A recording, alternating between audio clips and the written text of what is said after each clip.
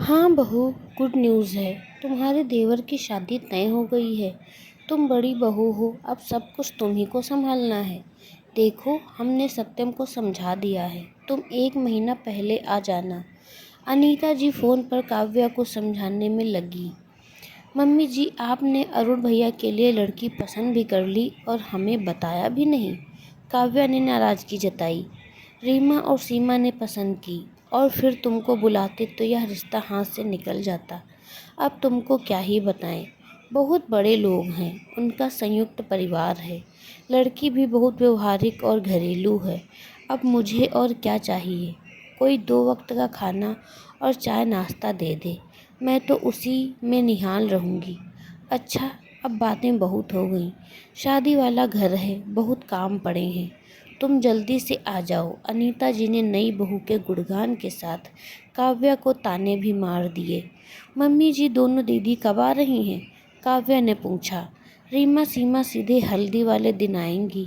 वैसे उन्हें बोल दिया है कि सारी शॉपिंग कर लें, अनीता जी ने बताया और फ़ोन रख दिया। तो क्या कहती हो, किस दिन का रिजर्वेशन करा दूं?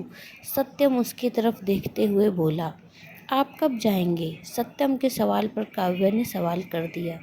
मुझे 10 दिन से ज़्यादा छुट्टी नहीं मिलेगी। तुम्हारा अगले हफ्ते रिजर्वेशन करा देता हूँ। तुम और मीठी चली जाओ, माँ को सहारा हो जाएगा। घर की बड़ी बहू हो, तुम्हारा फर्ज बनता है। सत्यम मीठी को गोद में लेते हुए बोला। बड़ी बहू का फर्ज है। आपने और मम्मी जी ने सही कहा। ऐसा क्यों है कि घर के काम करने के लिए बड़ी बहू की याद आती है, लेकिन घर के फैसलों में बड़ी बहू को ना शामिल किया जाता है और ना ही उससे राय ली जाती है। आपकी मम्मी को बड़ी बहू नहीं, बल्कि मुफ्त की नौकरानी चाहिए। गेहूँ चावल बिनाने के लिए, खाना बनाने के लिए, घर की सफाई के लिए मुझे बुलाया जा रहा है।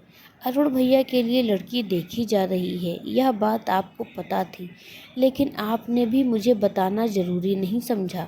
मेरा भी दिल चाहता है कि जिस हक से मुझे काम की जिम्मेदारी दी जाती है, ठीक उसी तरह घर के फैसलों में मुझे शामिल किया जाए। काव्य की आंखें नम हो गईं। अब मैं क्या करूं? माँ ने ही मना किया था कि जब तक रिश्ता ना हो जाए किसी को मत बताना, इसीलिए मैंने नहीं बताया। सत्यम सफाई देने लगा। किसी को? मैं किसी को नहीं, उस घर की बड़ी बहू हूँ। क्यों, मुझ पर विश्वास का कारण बता सकते हैं? इस बार तो मैं यहाँ थी, लेकिन सीमा दीदी के लिए जब रिश्ता देखा जा रहा था तब मैं वहीं थी। तब भी मुझसे सभी बातें छुपाई गईं। यहाँ तक कि शॉपिंग करके सभी सामान को रीमा दीदी के घर रखा जाता था, शायद इस डर से कि मैं कोई सामान चुरा न लूँ।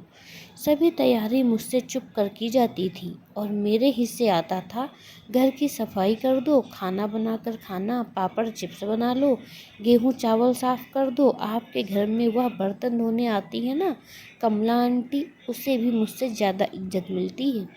उसे बैठाकर सीमा दीदी के ससुराल का बखान किया जाता था। सब बड़ी बहू का फर्ज निभाया और किसी ने तारीफ के 2 बोल भी नहीं कहे। रिश्तेदारों के सामने मुझे ऐसे दिखाया कि मैं कुछ नहीं करती। अगर रीमा दीदी नहीं होती तो शादी का इंतजाम नहीं हो पाता। सबके सामने मुझे कामचोर और फूहड़ बहू साबित कर दिया। लेकिन अब और नहीं, नहीं निभाना मुझे बड़ी बहू का फर्ज। मैं कामचोर और फूहड़ हूँ और वही रहना चाहती हूँ। आपके साथ जाऊंगी और आपके साथ ही वापस आऊंगी। घर की बड़ी बहू हूँ, कोई मुफ्त की नौकरानी नहीं। इज्जत और प्यार अपमान देंगे तो मैं भी दूंगी, वरना तेरा तुझको अर्पण। काव्या की आंखों में दृढ़ निश्चय देख सत्यम भी कुछ नहीं बोल पाया। 2 दिन बाद अनीता जी का फिर फोन आया, यह पता करने के लिए कि काव्या जिम्मेदारी लेने ससुराल कब आ रही है। माँ, काव्या नहीं आएगी। आपने अगर उसे बड़ी बहू का मान दिया होता तो आपको यूँ फ़ोन नहीं करना पड़ता, वह खुद ही अब तक पहुँच गई होती। वैसे भी सभी इंतजाम रीमा दीदी और सीमा दीदी की मदद से आप कर रही हैं, तो बाकी सब चीज़ों की जिम्मेदारी भी उन्हें ही दे दीजिए। बहू के रूप में आप लोगों ने उसे कोई मान नहीं दिया, लेकिन अपनी पत्नी का अपमान अब और नहीं होने दूंगा। काव्या और मीठी मेरे साथ ही शादी में शामिल होने आएंगी। सत्यम की बातों को सुनकर काव्या दौड़कर उसके गले लग गई। आपको कहानी अच्छी लगे तो लाइक, कमेंट, शेयर ज़रूर करें। प्लीज़ सब्सक्राइब ज़रूर करें। मिलते हैं अपनी अगली कहानी में, तब तक के लिए धन्यवाद।